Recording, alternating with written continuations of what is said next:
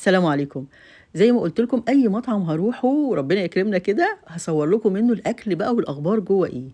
الأول بقى الولاد اختاروا إيه، اختاروا مطعم هندي، رُحنا بقى التجمُّع علشان ندخل مطعم هندي مشهور أوي كده. الأول كانت الدنيا بتمطَّر جامد جدًا وغرقنا مَيّة ومع ذلك كانوا مُصرّين. دخلنا المطعم الهندي، أول حاجة حطّوها لنا السلطات، دي بقى مانجا مخلِّلة، قالوا لي: "هتعجبِك أوي حضرتِك المانجا المخلِّلة دي." أنا بصراحة بالنسبة لي كذوقي صعب أوي، لكن الفلفل الspicy ده كان حلو وخصوصًا الناس بقى اللي بتحب الspicy وكده هيعجبها جدًا. التمر هندي بما إن هو مطعم هندي، فلازم يبقى فيه تمر هندي، بس غريبة أوي إن هي من السلطات يعني، طعمه يعني معقول شوية. أمّا بقى اللي كان حلو فيهم بصراحة وحسب ذوقي أنا، كان الزبادي بالنعناع، تحفة يا جماعة، والسلطات دي بتنزل مع أي ترابيزة يعني.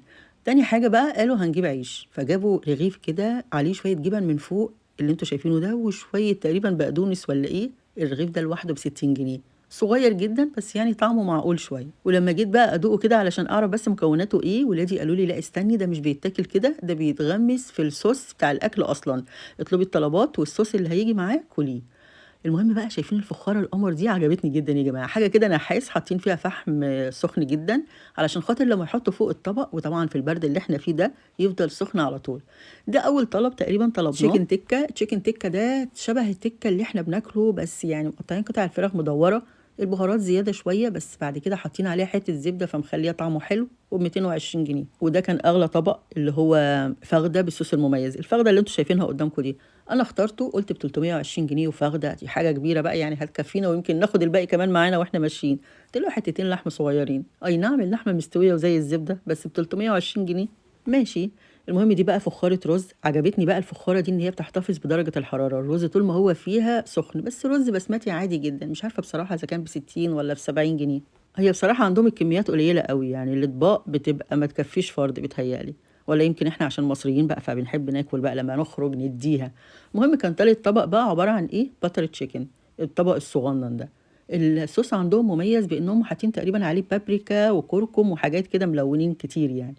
المهم بقى بعد كده حبينا نحلّي، نحلّي بإيه، قالوا لنا آيس كريم بالكوكونات اللي هي اسمها إيه، جوز الهند يا جماعة.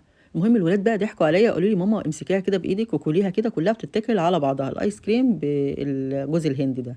فجيت أمسكها لقيته عبارة عن فخارة، الله يسامحهم. المهم بعد بقى ما عرفت أفتحها لقيته فعلًا آيس كريم محطوط عليه بشر جوز هند، طعمه حلو أوي، يمكن أكتر حاجة عجبتني في الموضوع كله. لأ وكمان إيه، جايبين جنبه جزر، نوع من أنواع الحلويات كده، جزر تقريبًا معمول زي المربى كده بيتحط عليها بيخلّيها حلوة أكتر يعني. وطبعًا الأسعار اللي قُلت لكم عليها دي ممكن تتغيّر كل يوم، وغير طبعًا الضريبة والحاجات الخدمة والحاجات اللي بيحطوها دي، يعني إحنا دفعنا رقم كده بس خرجنا. المطعم ده بالنسبة لي مش اللي هو هاكرره تاني، لإن هو مش على ذوقي أوي. أمّا بقى الولاد وأصحابهم فهُم مبهورين بالمطعم ده، عاجبهم جدًا برغم إن يعني الكميات قليلة جدًا على الأسعار، فيعني لو هيطلعوا كده كل سنة مرّة يروحوا مكان كده حلو وعايزين يروحوه أهلًا وسهلًا، والناس اللي بتحب الأكل الهندي برضه هيحبوه جدًا. بس في حاجة بقى يا جماعة في دماغي كده، وبصراحة أنا عاملة الموضوع دوّة أو الفيديو ده صوّرته مخصوص علشان كده، هي بقى اللي هاقول لكم عليها دلوقتي. شوية الشباب اللي شُفتهم هناك يا جماعة، الصف في منتهى الجمال، شباب ربنا يحمي بجد، بيساعد نَفْسه تقريبًا هم لسه في الجامعة أو اتخرّجوا من الجامعة، حاجة كده يعني في منتهى الأدب وأخلاق ونضافة وكل حاجة. فجات لي فكرة في دماغي كده، إن أنا نِفْسي أبقى سبب لمساعدة الشباب دول، خصوصًا إن ولادي كلّها كام سَنة ويبقوا تقريبًا في سِنّهم شباب كبار كده إن شاء الله يعني ربنا يحفظهم.